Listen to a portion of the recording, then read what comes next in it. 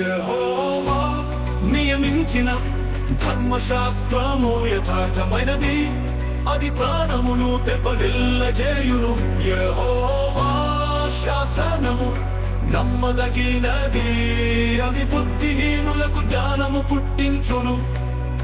యెహోవా నా ఆశ్రయ దుర్గమా, నా విమోచకుడా, నా నోటి మాటలను నా హృదయ ధ్యానమును నీ దృష్టికి అంగీకారమునగునుగాక.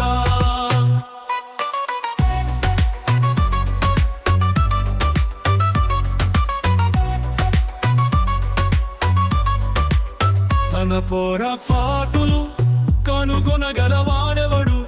నేను రహస్యముగా చేసిన తప్పులు క్షమించి నన్ను నిర్దోషినిగా తీర్చుము. యెహోవా నియమించిన ధర్మశాస్త్రము యథార్థమైనది, యెహోవా శాసనము నమ్మదగినది, అది ప్రాణమును తెప్పరిల్లజేయును.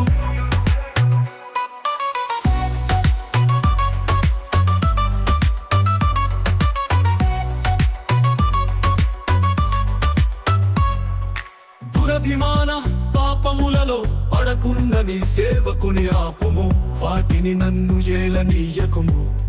అప్పుడు నేను యథార్థవంతుడనై అధిక ద్రోహము చేయకుండా నిందా రహితుడనగుదును.